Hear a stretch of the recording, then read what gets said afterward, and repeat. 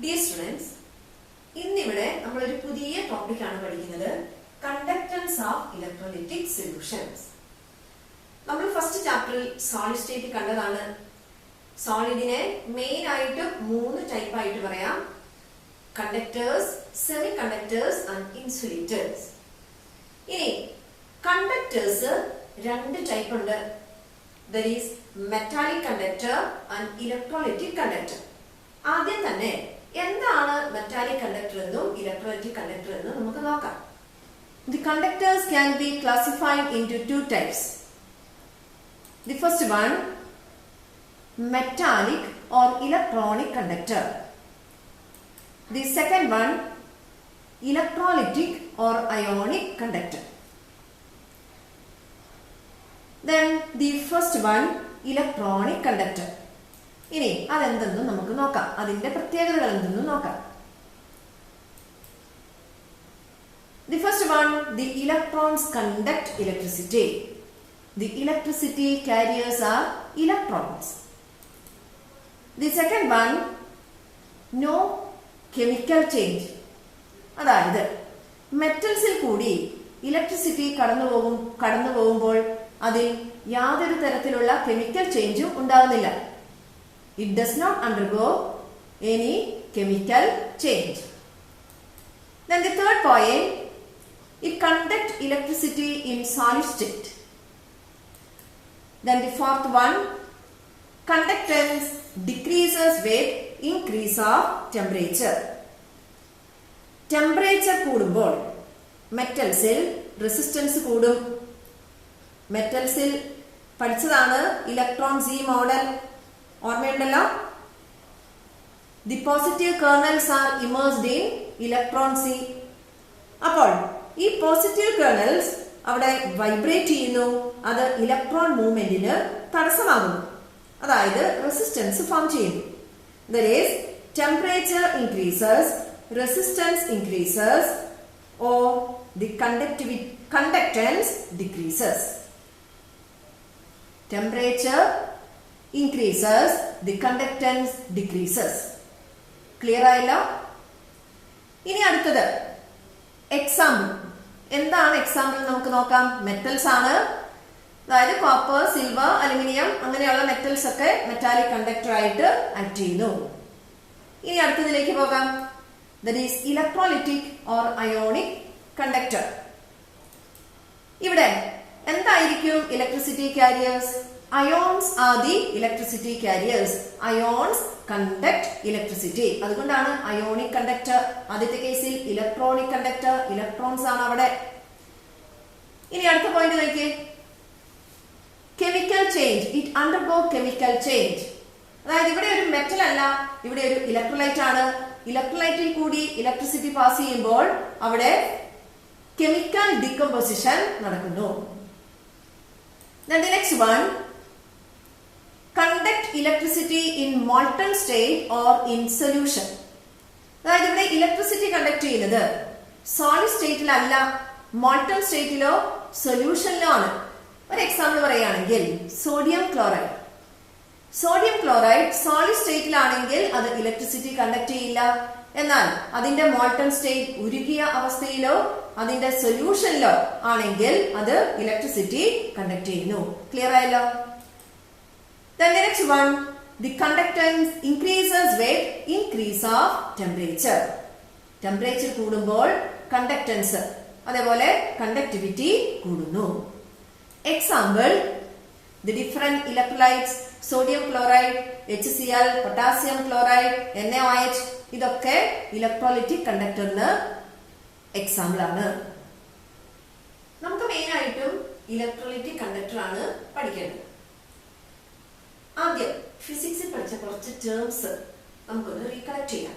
അതായത് resistance, resistivity, conductance, conductivity.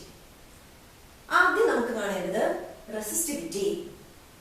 Resistivity or specific resistance. ഇനി അതിലേക്ക് പോകും മുമ്പ് നമുക്ക് ആദ്യമേ റെസിസ്റ്റൻസ് എന്താണെന്ന് നോക്കാം. റെസിസ്റ്റൻസ് റെസിസ്റ്റൻസ് റെപ്രസെന്റ് ചെയ്യുന്നത് R. The resistance is the obstruction to the flow of current. Obstruction to the flow of current. അതായത് കറന്റ് പാസ് ചെയ്യുന്നതിനുള്ള തടസ്സത്തിനെയാണ് പറയുന്നത് resistance. The obstruction to the flow of current. ഇനി ഈ റെസിസ്റ്റൻസിന്റെ unit എന്ന് പറയുന്നത് ഓം. ഓം ഇങ്ങനെയാണ് നമ്മൾ റെപ്രസെന്റ് ചെയ്യുക. Symbol ohm. Unit that is ohm. Then the resistance, it is proportional to L by A.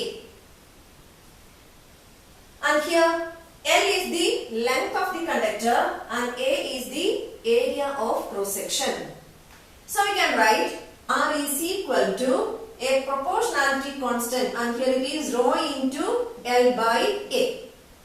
Rho is a constant and it is called resistivity or specific resistance. Rho is equal to R into A by L. R into A by L. Then if L is equal to 1 centimeter and R is equal to 1 centimeter square, so rho is equal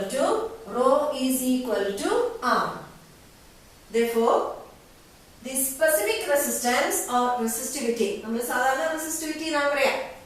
The resistivity is defined as the resistance of a conductor of length 1 centimeter and area of cross section 1 centimeter square. അതായത് the resistance of a conductor of length 1 centimeter and area of cross section that is 1 centimeter square. മനസ്സിലായല്ലോ? The resistivity or specific resistance. ഇനി അതിന്റെ unit എന്താണെന്ന് നോക്കാം. എങ്ങനെ വരും? Resistance that is ohm. Then area of cross section that is centimeter square. Length that is centimeter. So we get that is equal to ohm centimeter. The unit of resistivity that is ohm centimeter. Clear ആയല്ലോ? Resistance and specific resistance അല്ലെങ്കിൽ resistivity. ഇനി അടുത്തത് conductivity or specific conductance. ആദ്യം നമുക്ക് നോക്കാം എന്താണ് conductance. It is the reciprocal of resistance. That is, it is represented by C or G. Normally നമ്മൾ G ആണ് represent ചെയ്യുക. നിങ്ങളുടെ ബുക്കിൽ G ആണ് തന്നിരിക്കുന്നത്. C യും conductance ആണ്. G നമ്മൾ എടുക്കുക. അതാണ് text ബുക്കിലുള്ളത്. That is equal to 1 by R, the reciprocal of resistance. ഇനി നമ്മൾ കണ്ടു റെസിസ്റ്റൻസിന്റെ യൂണിറ്റ് എന്താണ്? ഓം. അപ്പോൾ കണ്ടക്ടൻസിന്റെ യൂണിറ്റ് എന്തായിരിക്കും? ഓം റേസ് ടു -1 അല്ലെങ്കിൽ മോ. അതിനെ തിരിച്ച് mho മോ or Siemens, that is S. ഇത് ഇമ്പോർട്ടന്റ് ആണ്. സീമെൻസ് എന്തിന്റെ യൂണിറ്റ് ആണ്? പലപ്പോഴും ചോദിച്ചിട്ടുണ്ട്. എന്താണ്? കണ്ടക്ടൻസിന്റെ യൂണിറ്റ് ആണ് സീമെൻസ്. ഇനി here G is equal to 1 by R. R എന്തായിരുന്നു? R is equal to rho into A by L. The next one, conductivity or specific conductance. Then the conductivity is the reciprocal of resistivity. Resistivity എങ്ങനെയാണ് നമ്മൾ represent ചെയ്തത്? Rho. അല്ലേ? Rho ആണ് resistivity. Then the reciprocal of resistivity is conductivity. That is 1 by rho. Then it is represented as kappa. 1 by rho, that is kappa, not kappa. അതായത് K പോലെ ഏകദേശം ഉണ്ടാവും. ഒരു ഗ്രീക്ക് ലെറ്റർ ആണ് kappa. So we can write kappa is equal to, that is equal to 1 by rho, that is equal to rho എന്താണ്? That is 1 by RA by L. So we can write that is equal to 1 by R into L by A. Then here 1 by R, that is 1 by resistance. Here the conductivity or specific conductance is equal to 1 by resistance. 1 by resistance. അല്ലെങ്കിൽ നമുക്ക് അതിനെ എന്ത് പറയാം? Conductance. Conductance നെ represent ചെയ്യുന്നത് G. Kappa is equal to 1 by R. That is reciprocal of resistance, that is conductance. G into L by A. That is conductance into L by A. Then if L is equal to 1 centimeter and A is equal to 1 centimeter square, then K is equal to, not K, kappa is equal to G. Then this specific conductance or conductivity is defined as the conductance of a substance of length 1 centimeter and area of cross section 1 centimeter square. ഇനി ഒരു electrolyte ആവുമ്പോഴോ conductance of a column of solution of length 1 centimeter and area of cross section 1 centimeter square. ഇനി ഇതിന്റെ unit എങ്ങനെ വരും? ഇത് പഠിച്ചു വെക്കണം. ഇതിന്റെ യൂണിറ്റ് എങ്ങനെയാണ് വരിക? ഇറ്റ്സ് യൂണിറ്റ് എന്തായിരുന്നു? റെസിസ്റ്റിവിറ്റിയുടെ യൂണിറ്റ് എന്തായിരുന്നു? ഓം സെന്റിമീറ്റർ, ഓം സെന്റിമീറ്റർ, ഓം സെന്റിമീറ്റർ. അപ്പോൾ അതിന്റെ റെസിപ്രോക്കൽ ആണ്. അപ്പോൾ കണ്ടക്ടിവിറ്റിയുടെ യൂണിറ്റ് എന്താവും വരിക? That is ohm raised to minus 1 centimeter raised to minus 1. Then ohm raised to minus 1 എന്ന് പറഞ്ഞാൽ എന്താണ്? mho. So എങ്ങനെ വരും? mho centimeter raised to minus 1. അതല്ലെങ്കിൽ siemens centimeter raised to minus 1. അപ്പോൾ കണ്ടക്ടിവിറ്റിയുടെ യൂണിറ്റ് ക്ലിയർ ആയല്ലോ? കണ്ടക്ടൻസ് എന്താണെന്നും കണ്ടക്ടിവിറ്റി എന്താണെന്നും മനസ്സിലായല്ലോ? Then conductivity K is equal to G into L by A. G is the conductance. Conductivity is equal to conductance into here L by A. There is a constant. It is called cell constant. അതെന്താണ് നമുക്ക് നോക്കാം. Cell constant. That is conductivity is equal to conductance into cell constant, or conductivity is equal to cell constant divided by resistance. ഇതൊക്കെ ഓർത്ത് വെക്കുക. എന്താണെന്ന് വെച്ചാൽ problem ചെയ്യുമ്പോൾ നമുക്ക് വേണ്ടി വരും. എന്താണ് കണ്ടക്ടിവിറ്റി എന്ന് നമ്മൾ കണ്ടു. ഇനി അതെങ്ങനെ കണ്ടുപിടിക്കുമെന്ന് നമുക്ക് നോക്കാം. ഒരു ഇലക്ട്രോലൈറ്റിന്റെ കണ്ടക്ടിവിറ്റി ആണ് കാണേണ്ടത്. ഒരു മെറ്റാലിക് വയർ ആണെങ്കിൽ അതിന്റെ റെസിസ്റ്റൻസ് നമുക്ക് വീറ്റ്സ്റ്റോൺ ബ്രിഡ്ജിനോട് കണക്ട് ചെയ്ത് കണ്ടുപിടിക്കാം. എന്നാൽ ഇവിടെ അത്തരത്തിൽ കണ്ടുപിടിക്കാൻ കഴിയില്ല. ഇവിടെ ഒരു ഇലക്ട്രോലൈറ്റ് ആണ്, ഒരു സൊല്യൂഷൻ ആണ്. അപ്പോൾ അതിന്റെ കണ്ടക്ടൻസ് കണ്ടുപിടിക്കണമെങ്കിൽ ഒരു സ്പെഷ്യൽ ആയിട്ടുള്ള അപ്പാരറ്റസ് ആണ് യൂസ് ചെയ്യുന്നത്. അതിനെയാണ് പറയുന്നത് കണ്ടക്ടിവിറ്റി സെൽ.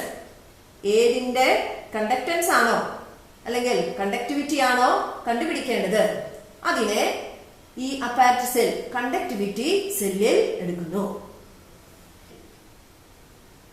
വ്യത്യസ്ത തരത്തിലുള്ള കണ്ടക്ടിവിറ്റി സെല്ലുകളാണ് കാണിച്ചിരിക്കുന്നത്. Conductivity cell it consists of 2 platinum electrodes, and the platinum electrodes are coated with platinum black, and the L is the distance between the electrodes, and A is the area of cross section. നമ്മൾ കണ്ടതാണ് L by A, length divided by area of cross section, that is cell constant. ഇനി ഇവിടെ നമുക്ക് കണ്ടുപിടിക്കേണ്ടത് conductivity of ionic solution. അപ്പൊ മനസ്സിലായല്ലോ? ഏത് സൊല്യൂഷന്റെ ആണോ കണ്ടക്ടിവിറ്റി കണ്ടുപിടിക്കേണ്ടത് അതിനെ നമ്മൾ കണ്ടക്ടിവിറ്റി സെല്ലിൽ എടുക്കും. നമുക്കറിയാം cell constant, that is L by A. Conductivity അറിയാവുന്ന ഒരു സൊല്യൂഷനെ കണ്ടക്ടിവിറ്റി സെല്ലിൽ എടുക്കുക. For example potassium chloride solution. ഇനി ആ സൊല്യൂഷനെ വീറ്റ്സ്റ്റോൺസ് ബ്രിഡ്ജുമായി കണക്ട് ചെയ്ത് അതിന്റെ റെസിസ്റ്റൻസ് മെഷർ ചെയ്യാം.